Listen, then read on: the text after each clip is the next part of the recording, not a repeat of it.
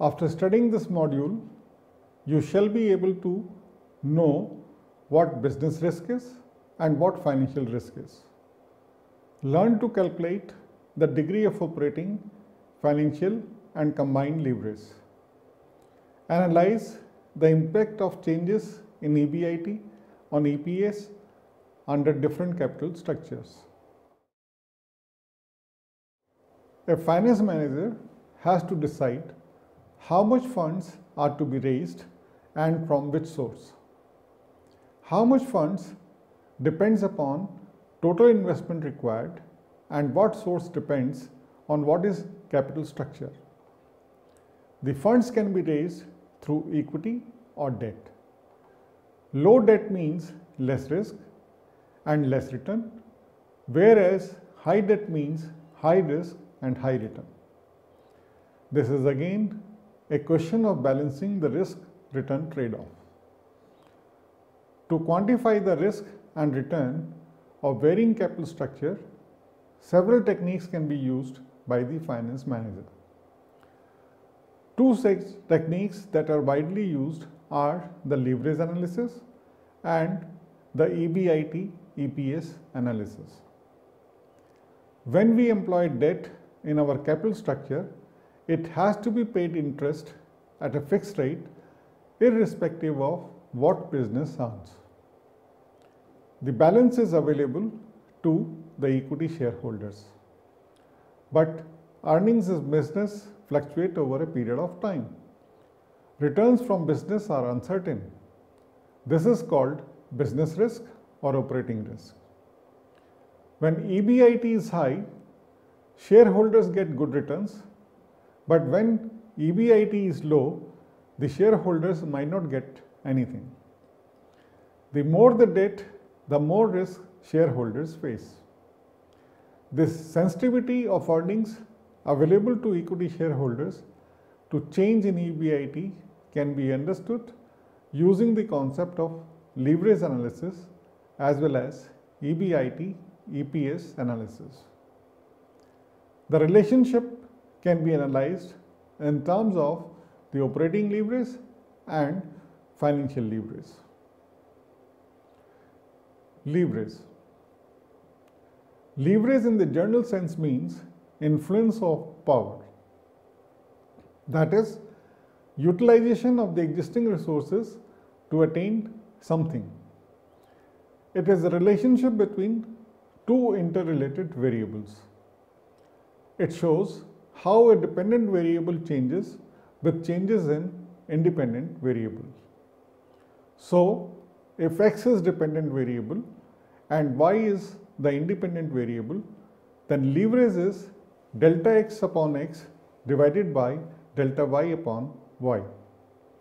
Whereas delta x is equal to change in x, delta x upon x is equal to percentage change in x. Delta y is equal to change in y, delta y upon y equal to percentage change in y. If there are 10 workers in a factory, the independent variable y, the output is 100 units, dependent variable x. If you increase the number of workers to 12, the number of units produced increases to 150 units because of teamwork. Here, delta y is 12 minus 10 equal to 2. Delta x is equal to 150 minus 100 equal to 50. Delta y upon y is equal to 20%. Delta x upon x is equal to 50%. So, the leverage in this case is equal to 50% divided by 20% is equal to 2.5. This implies that with 1% increase in labor force, the output increases by 2.5%. Operating leverage. In simple words, operating leverage means influencing or using the power of operations. It means producing more units to increase sales. Since fixed costs remain same, more units will generate more EBIT. The EBIT will be greater within the proportional increase. Sales minus variable cost is equal to contribution. So, contribution is proportional to sales. As increase in sales will create corresponding increase in variable cost. So, contribution minus fixed cost is equal to EBIT. Any increase in contribution will cause a corresponding increase in EBIT. But EBIT being a lesser amount than contribution, as it is reached after deducting fixed expenses from the contribution, the percentage increase in EBIT will be more than percentage increase in contribution, as fixed costs remain same. Operating leverage is equal to percentage change in EBIT divided by percentage change in sales. A sale is the independent variable and EBIT is the dependent variable. Illustration 1. Sales is equal to 5,000 units. Selling price SP per unit rupees 20. Variable cost VC per unit is 15. Contribution per unit 5. Fixed cost 20,000. If we look in the table, sales 5,000 into 20, 1 lakh, minus variable cost 5,000 into 15, 75,000. The contribution is 25,000. The fixed cost is 20,000. So, EBIT is 5,000. Now, if sales increases to 6,000, then sales will be 6,000 into 20, 1,20,000 minus variable cost 6,000 into 15, 90,000. Contribution is 30,000 minus fixed cost 20,000. So, EBIT 10,000. Delta EBIT is equal to 10,000 minus 5,000 is equal to rupees 5,000. Percentage increase in EBIT is equal to 5,000 divided by 5,000 is equal to 100%. Delta sales 20,000 and percentage change in sale is 20,000 divided by 1 lakh, 20%. So, operating leverage in this case is 100 divided by 20 is equal to 5. This implies that any change in sales at 5,000 units will give 5 times change in EBIT. This is also called the degree of operating leverage or DOL. Degree of operating leverage is equal to contribution divided by EBIT is equal to 25,000 divided by 5,000 is equal to 5.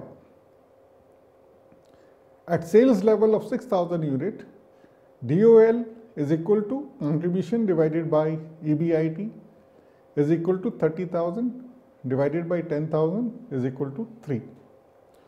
So, now if sales increase from 6,000 unit, any percentage change in sales will result in 3 times percentage change in EBIT.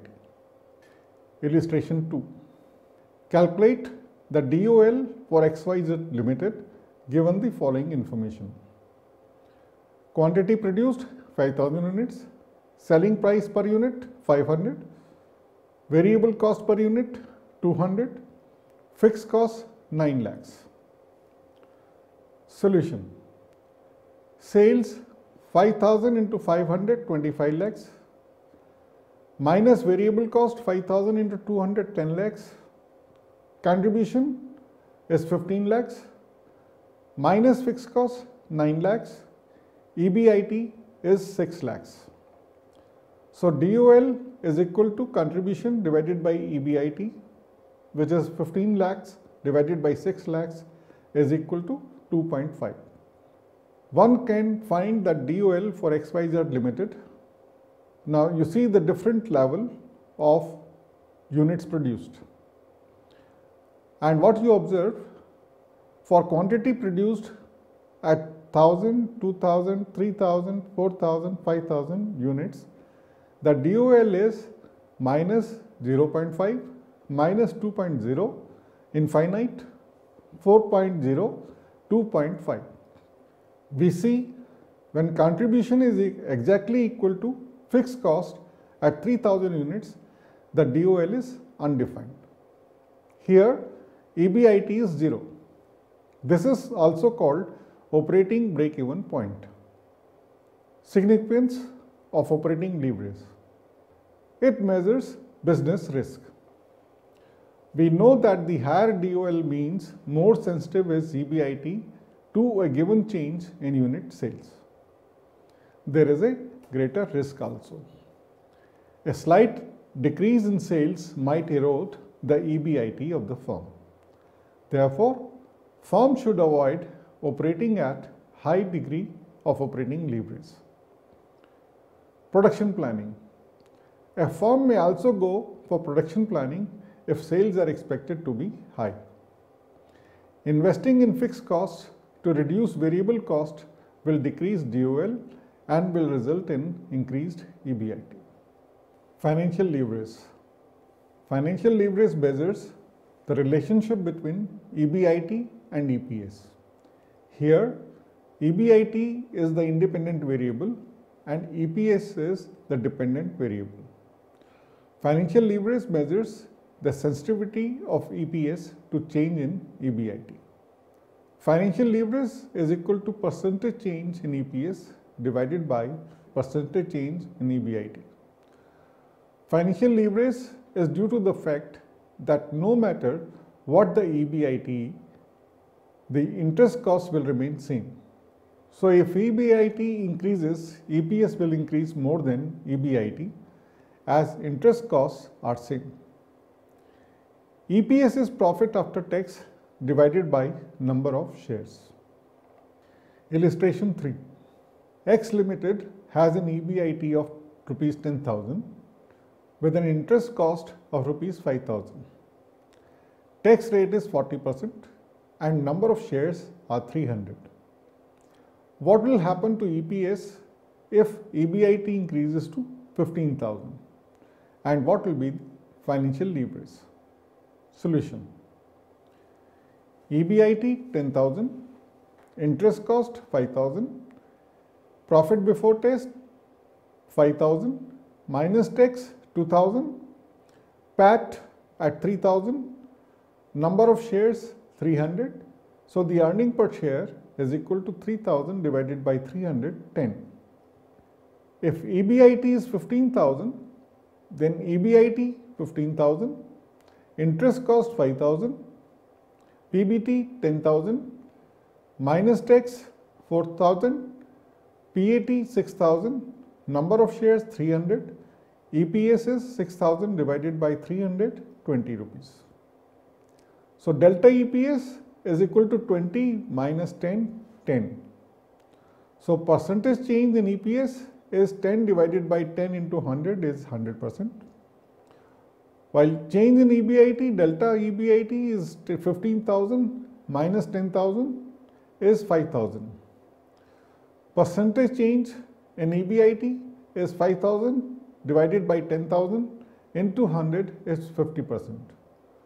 So the financial leverage is equal to percentage change in EPS divided by percentage change in EBIT, which is equal to 100% divided by 50% equal to 2. It implies that for a given percentage change in EBIT, EPS will show twice the percentage increase. Thus, if a firm wants to increase EPS by 50%, it should attempt to increase EBIT by half, that is 25%. 2 is also the degree of financial leverage.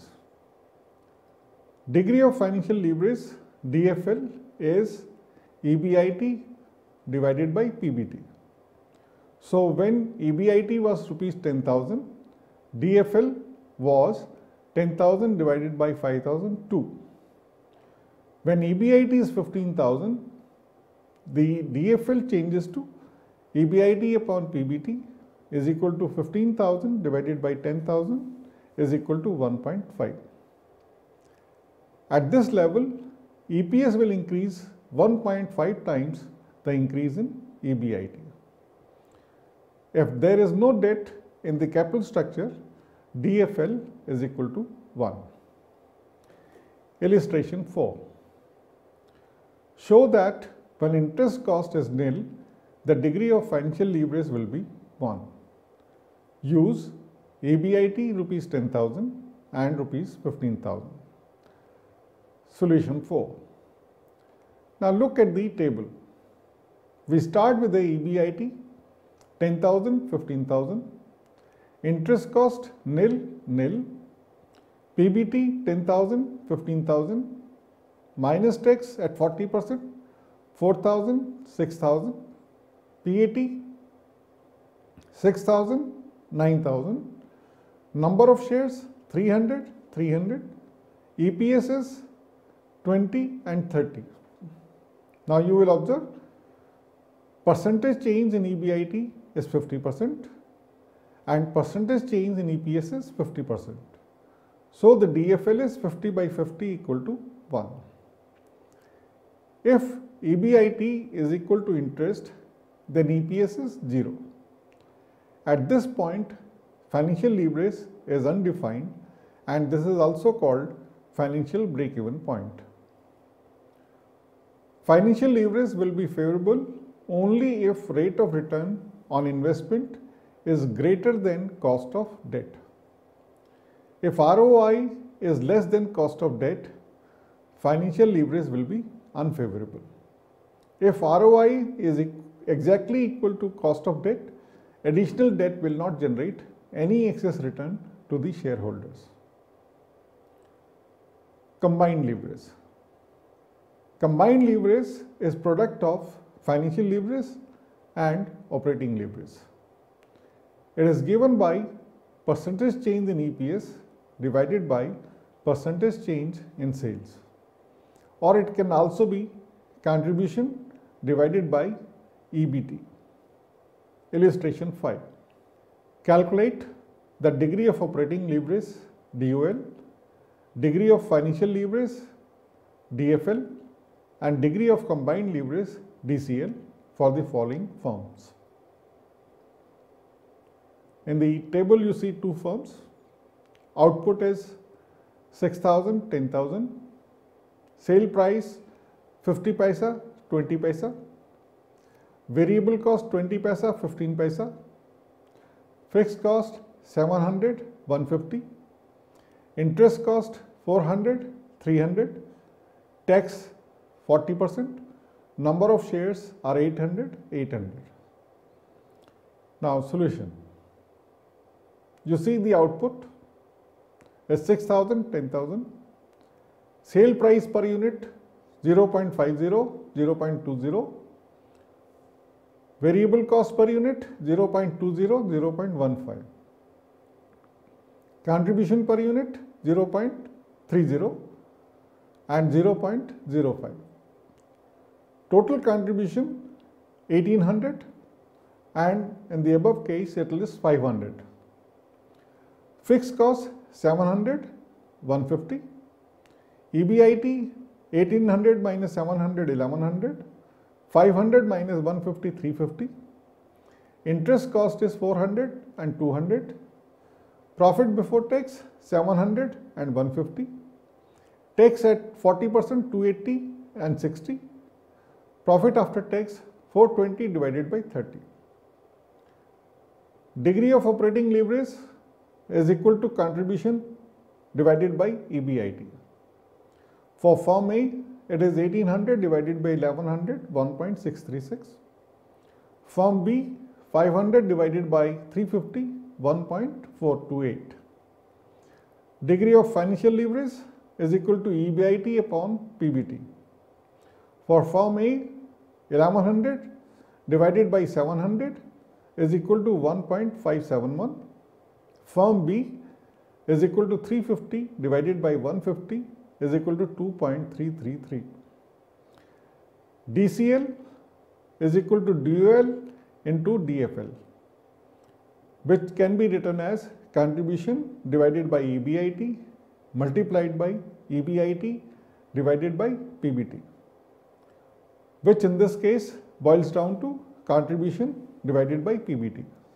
So form A is equal to 1800 divided by 700 is equal to 2.571, and form B is equal to 500 divided by 150 is equal to 3.333.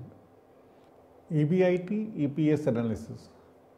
The return available to the shareholders can also be analyzed at a particular level of EBIT, within bracket earnings before interest and tax, under different conditions of financing. In analysis of the effect of different patterns of financing or financial leverage on the level of returns available to the shareholders under different level of EBIT is known as EBIT EPS analysis. Illustration 6. Let's take a company which requires capital of 10 lakhs. Its return on capital is A, 20% per annum, therefore its EBIT is 2 lakhs. B, 15% per annum, therefore its EBIT is 1,50,000. Let's further assume that it raised capital by borrowing at 10% per annum and balance in the form of share capital of rupees 10 each. What will be the EPS, earning per share, if it borrows 1, rupees 4 lakhs, number 2, rupees 5 lakhs, the tax rate is 30%. Solution 6, A1.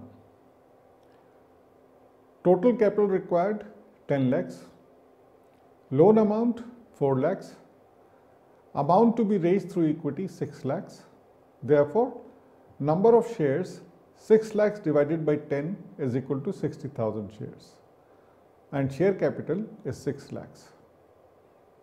Particulars: EBIT 2 lakhs minus interest at 10% on 4 lakhs 40,000, profit before tax 1,60,000 minus tax at the rate of 30% 48,000, profit after tax 1,12,000, EPS is 1,12,000 divided by 60,000 is equal to rupees 1.866.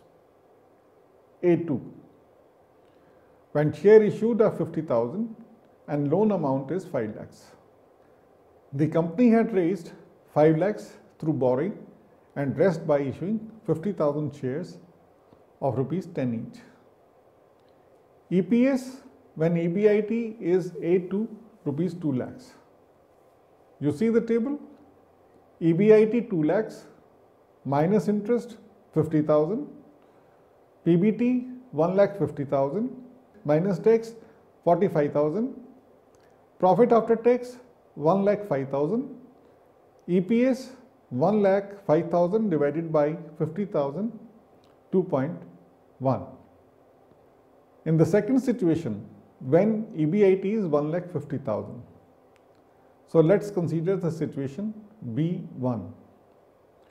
Here EBIT 1,50,000 minus interest on 4 lakhs 40,000, PBT 1,10,000 minus tax 33,000, profit after tax 77,000. So EPS is 77,000 divided by 60,000 as 1.283. B2.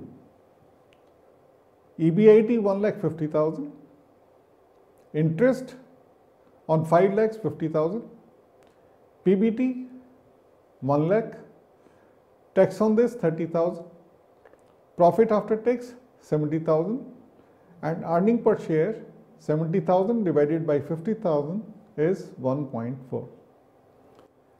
Thus we see how EPS changes with changes in level of borrowings and with change in EBIT.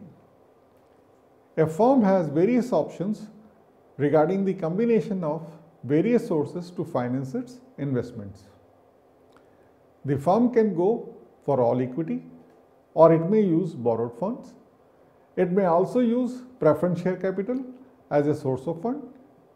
Different mixes of the two or three of them will give different return to the equity share capital. Thus, an interaction between the varying level of EBIT and different financing patterns can affect the EPS in many ways.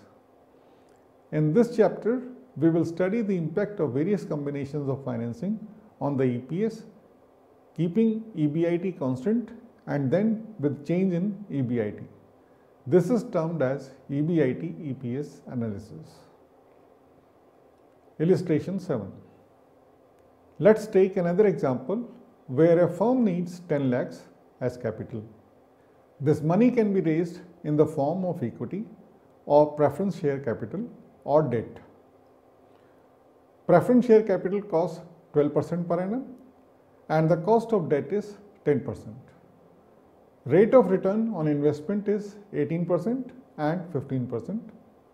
Tax rate is 30%. The firm has following option to raise finance. Option 1, all equity. Option 2, 50% equity and 50% debt. Option 3, 50% equity and 50% preference share capital. Option 4, 50% equity, 30% debt and 20% preference share capital. Solution 7.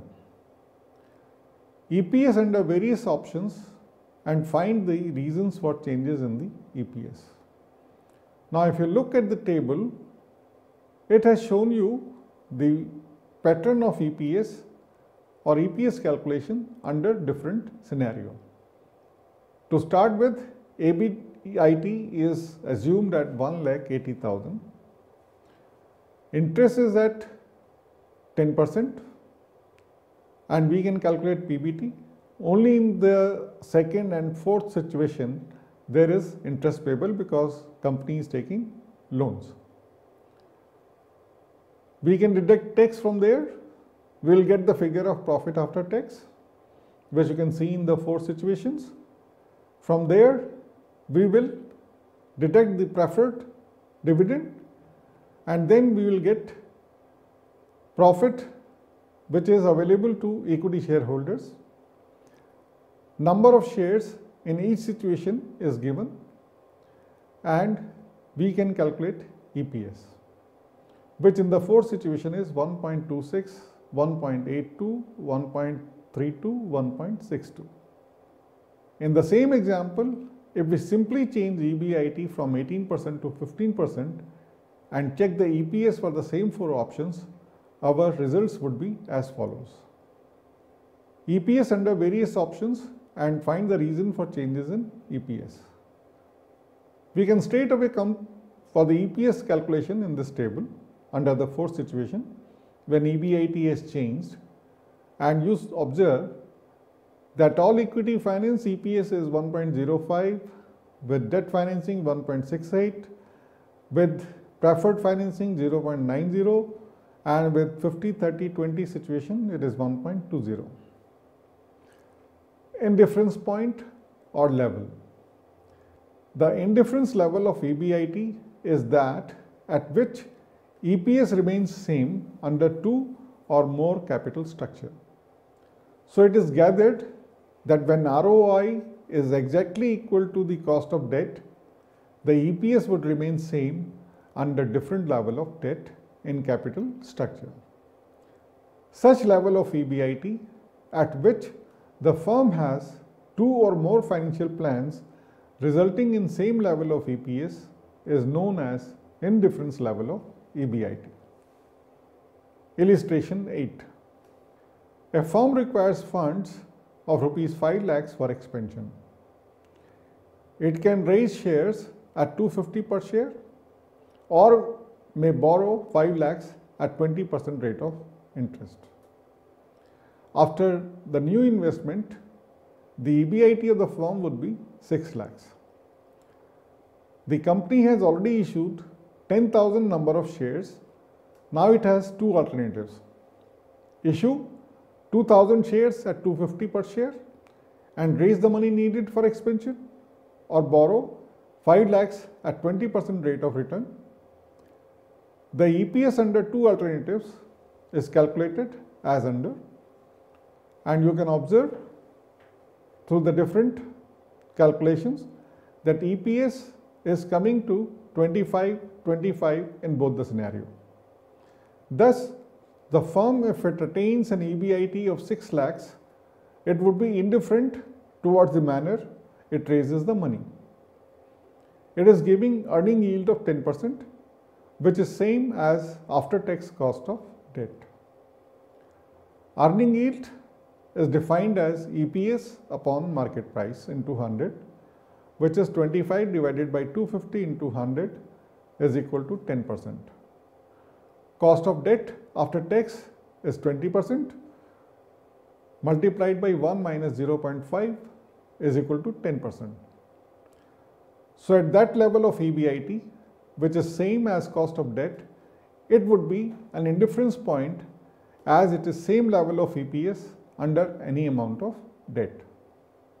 But if the EBIT falls from 6 lakhs, the EPS will be higher for unlevered firm, and when EBIT increases from 6 lakhs to a higher figure, the EPS of levered firm will be higher.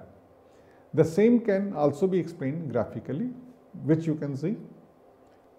That blue line is showing advantage of debt and a break-even EBIT is considered.